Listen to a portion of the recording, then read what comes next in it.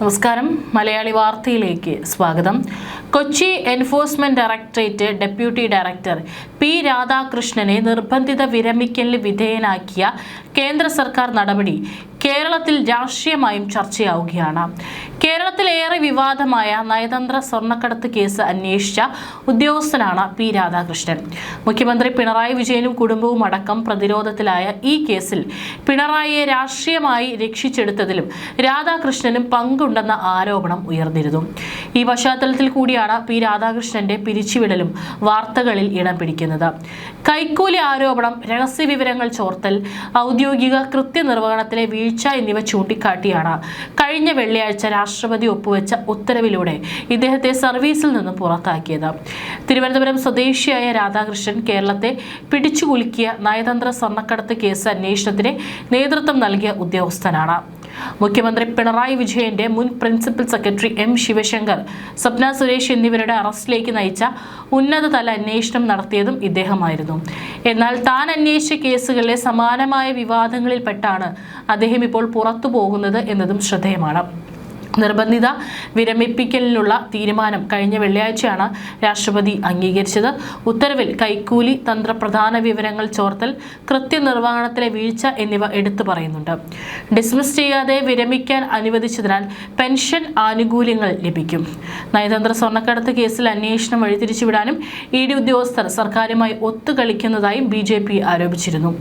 Raid വിവരങ്ങൾ ഇടനിലക്കാർ വഴി ചോർത്തി നൽകിയെന്നും അത് തെളിവുകൾ നശിപ്പിക്കാൻ ഇടയാക്കിയെന്നും ആരോപണങ്ങൾ ഉണ്ടായിരുന്നു. കേസ് ഒതുക്കി തീർക്കാൻ 30 കോടി രൂപ ആവശ്യപ്പെട്ടെന്ന് മുഖ്യപ്രതി സ്വപ്ന സുരേഷും ആരോപിച്ചിരുന്നു. കശുവണ്ടി വ്യവസായിയുടെ പരാതിയാണ് കണ്ണു തുറപ്പിച്ചത്. ആഭ്യന്തര അന്വേഷണത്തിന് നിമിത്തമായതും കേസ് ഒതുക്കാൻ കൊച്ചിയിലെ ED ഉദ്യോഗസ്ഥർ ഇടനിലക്കാർ വഴി 2 കോടി രൂപ ആവശ്യപ്പെട്ടെന്ന കൊല്ലത്തെ കശുവണ്ടി വ്യവസായി അനീഷ് ബാബുവിന്റെ പരാതിയാണ് അസിസ്റ്റന്റ് ഡയറക്ടർ ശേഖർ കുമാറിനും രാധാകൃഷ്ണനും എതിരെയായിരുന്നു ആരോപണം. ഇതോടെ രണ്ടുപേരെയും ശ്രീനഗറിലേക്ക് മാറ്റി. രാധാകൃഷ്ണന്റെ പേര് പരാതിക്കാരൻ പിന്നീട് ഒഴിവാക്കിയതിനാൽ സംസ്ഥാന വിജിലൻസിന്റെ കേസിൽ പ്രതിയായില്ല. നയതന്ത്ര സ്വർണ്ണക്കടത്ത് കേസിൽ കുറ്റപത്രം സമർപ്പിച്ചതിന് പിന്നാലെ സ്ഥാനക്കയറ്റം നൽകി ചെന്നൈയിലേക്ക് മാറ്റിയെങ്കിലും അതിനെതിരെ സെൻട്രൽ അഡ്മിനിസ്ട്രേറ്റീവ് ട്രൈബ്യൂണലിനെ സമീപിച്ചു. കരുവന്നൂർ ബാങ്ക് തട്ടിപ്പ് ഉൾപ്പെടെ മറ്റു കേസുകളിൽ അന്വേഷണം ബാക്കിയുണ്ടെന്നായിരുന്നു വാദം. വിധി എതിരായതോടെ ചെന്നൈക്ക് പോയെങ്കിലും മാസങ്ങൾക്കകം തിരിച്ചു വന്നു. പിന്നീടാണ് കശുവണ്ടി വ്യവസായിയുടെ പരാതി വന്നത്. നയതന്ത്ര സ്വർണ്ണക്കടത്ത് കേസിൽ ഉന്നത തലത്തിലേക്ക് അന്വേഷണം പോകാതെ അട്ടിമറിച്ചത് രാധാകൃഷ്ണന്റെ ഇടപെടലുകളായിരുന്നു എന്നാണ് മാധ്യമ റിപ്പോർട്ടുകളും. കേന്ദ്ര ധനമന്ത്രാലയം നടത്തിയ ആഭ്യന്തര അന്വേഷണത്തിൽ രാധാകൃഷ്ണൻ അന്വേഷണ രഹസ്യങ്ങൾ ചോർത്തിയെന്ന ഇന്റലിജൻസ് റിപ്പോർട്ടുകളിൽ വസ്തുതയുണ്ടെന്നും കണ്ടെത്തി. സ്വർണ്ണക്കടത്ത് കേസ് അന്വേഷണം രാഷ്ട്രീയ ഉന്നതരിലേക്കും മുഖ്യമന്ത്രിയുടെ ഓഫീസിലേക്കും നീങ്ങിയതോടെ പെട്ടെന്ന് മന്ദഗതിയിലായതായി ആക്ഷേപമുണ്ടായിരുന്നു. മുഖ്യമന്ത്രിയിലേക്ക് അടക്കം അന്വേഷണം നീണ്ടതോടെ രാധാകൃഷ്ണൻ കൃത്യവിലോപം നടത്തിയെന്നാണ് വിലയിരുത്തിയത്. റെയ്ഡ് വിവരങ്ങൾ ഇടനിലക്കാർ വഴി പ്രതികൾക്ക് ചോർത്തി നൽകിയെന്നും തെളിവുകൾ നശിപ്പിക്കാൻ അവസരമൊരുക്കിയെന്നും BJP നേതൃത്വം അന്ന് ആരോപിച്ചിരുന്നു. കേസ് ഒതുക്കി തീർക്കാൻ 30 കോടി രൂപയുടെ ഇടപാട് നടന്നതായും കേസിലെ പ്രധാന പ്രതി സ്വപ്ന സുരേഷും പിന്നീട് വെളിപ്പെടുത്തിയിരുന്നു. ഇതിനെല്ലാം ആരോപണം നേരിട്ടത് രാധാകൃഷ്ണനായിരുന്നു. ഈ കേസിൽ അന്വേഷണത്തിൽ വീഴ്ച വരുത്തിയെന്ന കണ്ടെത്തലാണ് ഇദ്ദേഹത്തെ പിന്നീട് ചെന്നൈയിലേക്കും കശ്മീരിലേക്കും സ്ഥലം മാറ്റിയത്. നയതന്ത്ര സ്വർണ്ണക്കടത്ത് കേസിനിടയിൽ പി രാധാകൃഷ്ണന് പ്രമോഷനും ലഭിച്ചിരുന്നു. എന്നാൽ അത് നിരസിച്ചതും സംശയങ്ങൾ വർദ്ധിപ്പിച്ചു. ജോയിന്റ് ഡയറക്ടറായി സ്ഥാനക്കയറ്റം നൽകി ചെന്നൈ സോണൽ ഓഫീസിലേക്ക് മാറ്റിയിട്ടും അന്വേഷണം പൂർത്തിയാക്കാനെന്ന് പറഞ്ഞ് കൊച്ചിയിൽ ഡെപ്യൂട്ടി ഡയറക്ടറായി തുടരാനാണ് അദ്ദേഹം താൽപ്പര്യം പ്രകടിപ്പിച്ചത്. കരുവന്നൂർ സഹകരണ ബാങ്ക് തട്ടിപ്പ് കേസ് ഉൾപ്പെടെയുള്ള മറ്റ് കേസുകളിലും ഇദ്ദേഹത്തിന്റെ ഇടപെടലിൽ ക്രമക്കേടുകൾ കണ്ടെത്തിയിട്ടുണ്ട്. രാഷ്ട്രീയ നേതാക്കൾക്കെതിരെ ശക്തമായ തെളിവുകൾ ഉണ്ടായിട്ടും ഈ കേസുകൾ മരവിപ്പിച്ചത് ഇദ്ദേഹത്തിന്റെ ഇടപെടൽ മൂലമാണെന്നാണ് വിമർശനം. ഫണ്ടമെന്റൽ റൂൾ 56J പ്രകാരമാണ് കേന്ദ്ര സർക്കാർ ഈ നടപടി സ്വീകരിച്ചത്.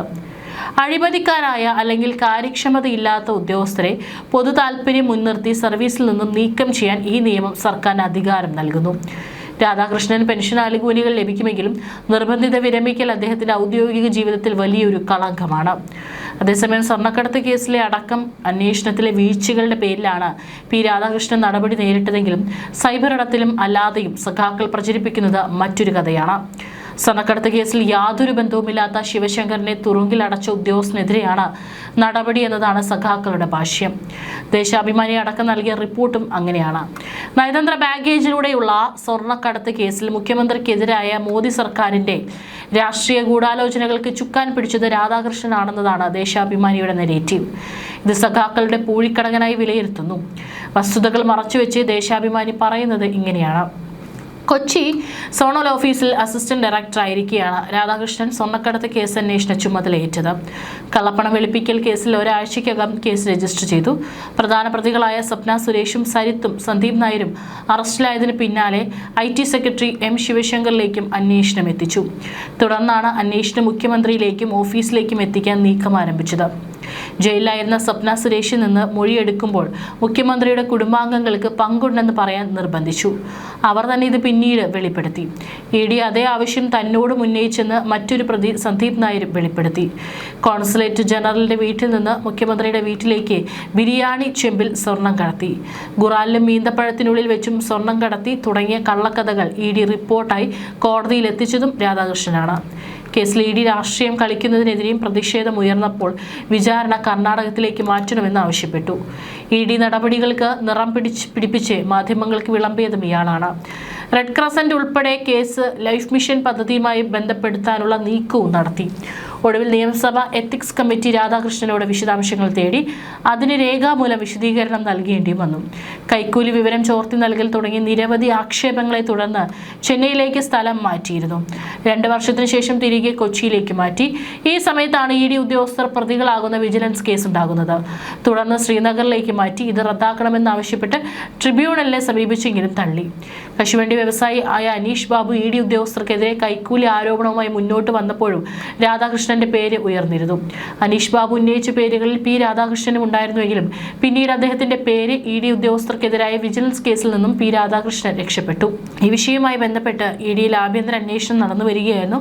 P രാധാകൃഷ്ണനെ ജമ്മു കാശ്മീരിലെ ശ്രീനഗറിലേക്ക് സ്ഥലം മാറ്റിക്കൊണ്ടുള്ള നടപടി വന്ന് നാളുകൾക്ക് ശേഷമാണ് ഇപ്പോൾ അദ്ദേഹത്തെ പുറത്താക്കിക്കൊണ്ടുള്ള ED നടപടി വന്നിരിക്കുന്നത്.